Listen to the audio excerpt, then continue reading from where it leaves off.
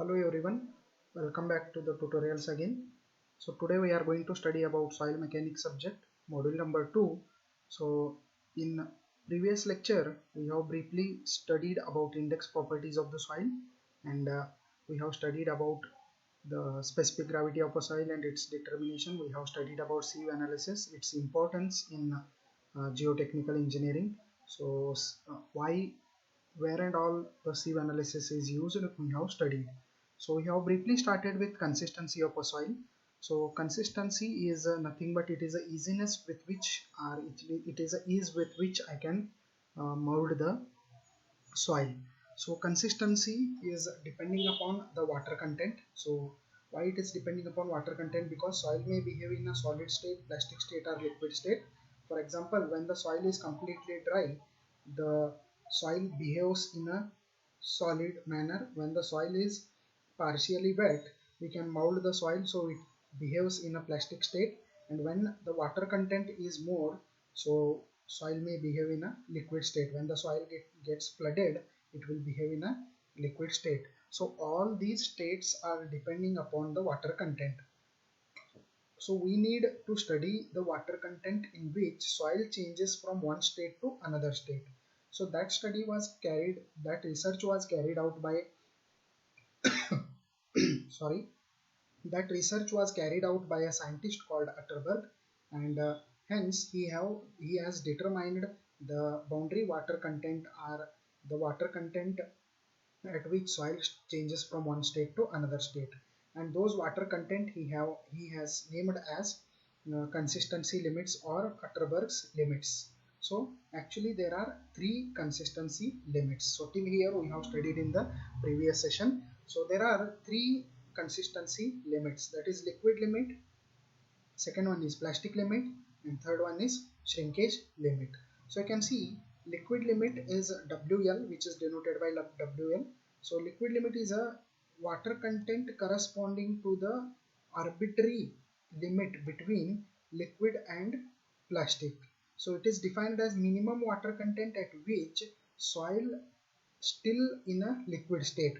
Means it is a minimum water content, it is a arbitrary, means boundary water content between uh, liquid state and plastic state. So liquid limit means it is a boundary water content or arbitrary water content corresponding to the boundary between liquid limit and plastic limit, or else I can say that it is the water content, or else I can say that it is the water content,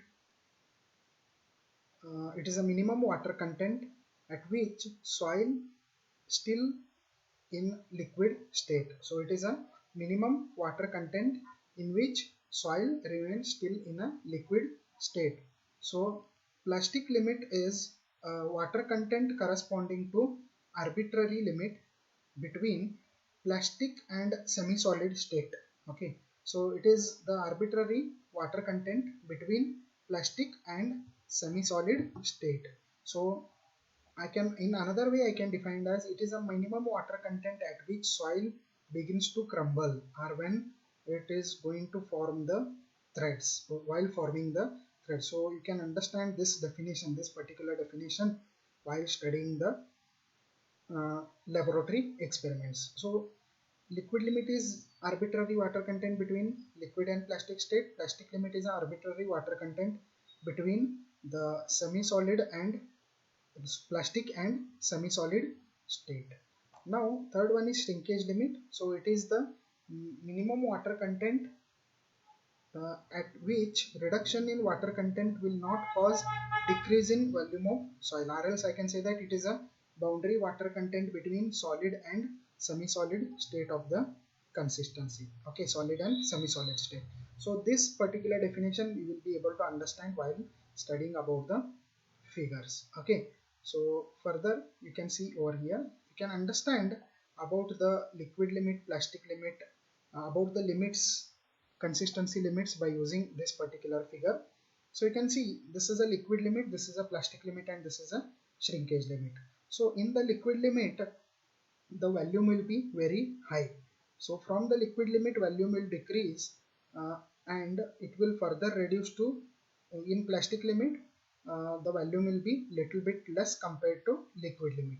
Similarly, in plastic limit, further decrease in water content leads to semi-solid state, and further the volume will decrease this this semi-solid phase ends. So once the semi-solid phase ends, there is no change in volume. So you can see x-axis is a water content, y-axis is a volume of soil. So water content is, as water content increases, volume also increases. But as water content decreases, you can see as water content is increasing, volume will also increase. But as water content decrease, volume will decrease till the semi-solid state. But once it enters solid state, there will be no change in volume. Once it enters the solid state, there will be no change in volume. Okay, so further you can see liquid limit is a boundary over here. It is a arbitrary water content between liquid state and plastic state. So plastic limit is a arbitrary water content between plastic state and semi-solid state. So solid state is, shrinkage limit is an arbitrary water content between semi-solid state and solid state. Okay, so corresponding volumes are termed as volume at liquid limit, volume at plastic limit, and volume at semi-solid or solid semi-solid limit. Okay, so VL, VP, and VD. So you can see here, one thing you can observe here, volume will reduce till the semi-solid state. After that, there is no change in volume. So that's what given in this particular definition. You can see over here. It is shrinkage limit is defined as minimum water content at which reduction in water content. So you can see shrinkage limit is a minimum water content. So you can see this is a minimum water content below which reduction in this below which if I reduce the water, there will be no change in volume. There will be no change in volume. That's what given in the definition. Okay, so if in exam if they ask you about the consistency limit, don't forget to draw this particular diagram. So explain the consistency limits with volume change is a question they have asked in many of the examination papers. So you have to draw this diagram. Okay, so based on these consistency limits, there are various consistency indices. So these consistency indices are also called as density indices. So first consistency indices is plastic index. So plastic index is the range of consistency in which soil exhibits plastic property is called as plastic range, and it is indicated by plastic indices. So it is defined as numerical difference between liquid limit and plastic limit. So we can just study this. It is the numerical difference between liquid limit and plastic limit. Okay, so when this plastic index is denoted by IP, if the IP is equal to 0, so if IP will be 0, liquid limit will be equal to plastic limit. Okay, so this is plasticity index. Next, so same it is there. Next you can see consistency index, that is denoted by IC. So it is defined as ratio of liquid limit minus natural water content to the plasticity indices of the soil. So it is the ratio of liquid limit minus water content to the plasticity indices of the soil. So IC is equal to WL minus small w, that is natural water content, divided by IP. So based on this we can say that IC indicates the consistency of firmness of the soil. So if IC is equal to 1, it is WP. So if IC will be equal to 1, it is WP. If IC is equal to 0, then it is WL, that is liquid limit. So if IC is less than 1, then soil is in semi-solid state and will be stable. If IC is in negative, soil has natural water content which is greater than liquid limit. So based on this we can understand the firmness.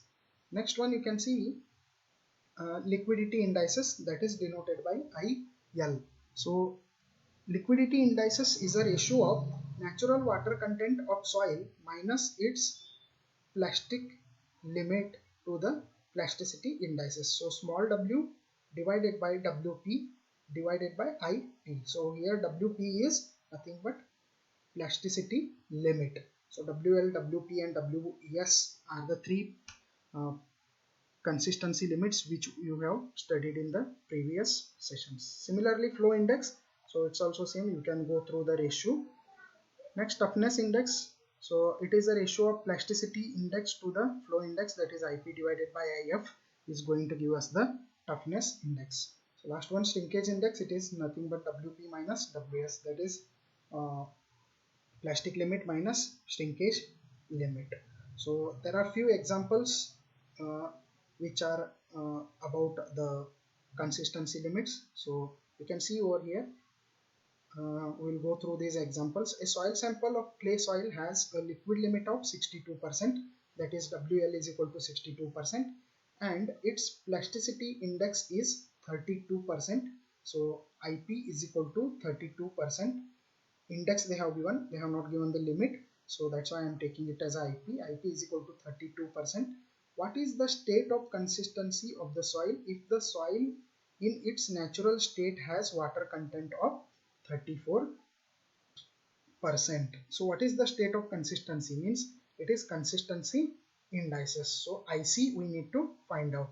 So what we have to find out? We need to find out IC. We know that IC is equal to WL minus small w divided by IP. So IC we need to find out. So we know that IC is equal to WL, that is liquid limit minus natural water content divided by IP. So direct value substitution problem is there. So you can easily find out the answer. Okay. Again, one of the important problem you can see, a soil with a liquidity index. So what they have given?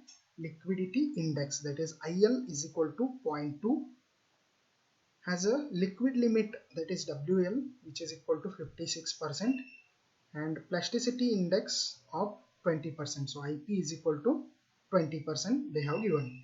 So what is the natural water content and consistency index? So what is small w and what is IC they have asked. So remember, we know the formula for IC. So what is the formula for IC? WL minus small w divided by IP. So when we won't be when we are able to know the natural water content, then only we can able to find out IC. So first trick is to find out the natural water content. So for that purpose, we can use this formula, that is IP is equal to, so IP means plasticity index. So plasticity index we have studied already, so you can go through this here. So plasticity index is nothing but WL minus WP. So plasticity index is nothing but WL minus WP. So plasticity index they have given as 20, WP is 56, so WL is 56, so WP is 36 based on this. So I have found out WP. Next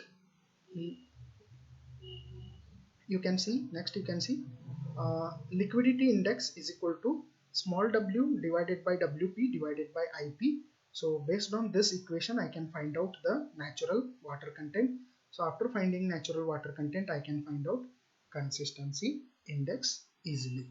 Okay, so it was the problem from your question papers, so go through it thoroughly. So IC is equal to WL minus small w divided by IP. So based on this relation I can substitute and I can find out the answer. Remember, either you have to substitute all the data in percentages or else all the data in fraction. Okay, so this is regarding lab manual example.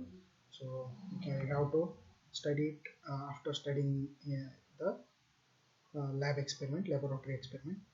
So here comes the uses of consistency limits. So the plasticity index of the soil is measure of amount of clay in a soil. So these are various uses of the consistency of the soil. So this was the question which was asked in your previous year question paper. So specifically I have highlighted the uses of consistency limits. So as particle size decreases, both liquid limit and plastic limit increases, but liquid limit increases at a greater ratio.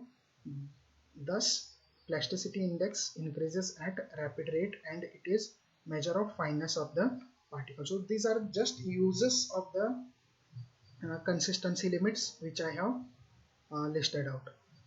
Again, next point which we need to study in this consistency of the soil is relative density or density index, that is denoted by dr or id. So the most important property of cohesive soil is relative density. So relative density is given by Emax minus E minimum divided by Emax minus E divided by Emax minus E minimum. So what is this Emax? What is this E? What is this E minimum? I am going to tell you. So what is this Emax? Emax is a maximum void ratio of a soil in loose condition.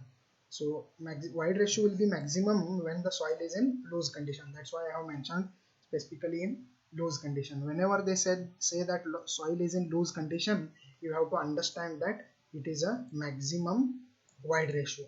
So whenever the soil is in dense condition, if you know about the void ratio, you have to understand it as a minimum void ratio. So next, small e is a natural void ratio which we have studied already. So few problems they have asked on this particular formula. So specifically I have mentioned this over here. Next, when E is equal to E max, ID will be equal to 0. When E is equal to E max, ID will be equal to 0. So when E is equal to E minimum, id will be equal to 1. So this should be I. So I have written it as a d. Forgive me about that. So id will be equal to 1 in that case.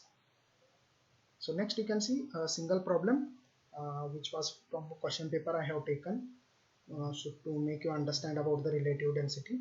So you can see a sandy soil is required to be compacted at a certain dry density to achieve 70% of relative density. Compacted such a way that we need to achieve the 70% of relative density. The test on soil yields following results. So we have carried out various tests on the soil and the results are here. So maximum void ratio is 0.9, minimum void ratio is 0.6 and specific gravity is 2.7. So what is desired dry density to which soil should be compacted? So to achieve this 70% dry relative density, to achieve this 70% relative density, what is the dry density to which soil should be compacted? So E maximum they have given, E minimum they have given, G they have given. So ID is 70%, so 0.7 they have given. So what we need to find out? We need to find out mu D is equal to what, and ID is equal to mu D is equal to what when the ID is equal to 70%, that is relative density. So first of all, to calculate mu D we need void ratio. So what we are going to do in this equation, you can see they have given ID, E maximum they have given, E minimum they have given. We need to find out E. So how we are going to find out E? So based on this equation we are going to substitute the data and we are going to find out the value of E. So after substituting the data, you can see ID is equal to 70% they have given, means 0.7. So maximum void ratio is 0.9. E I am going to keep as it is. So maximum void ratio is 0.9 and minimum void ratio is 0.6. So subtraction is going to give us 0.3. So answer for small e I am going to get it as 0.69.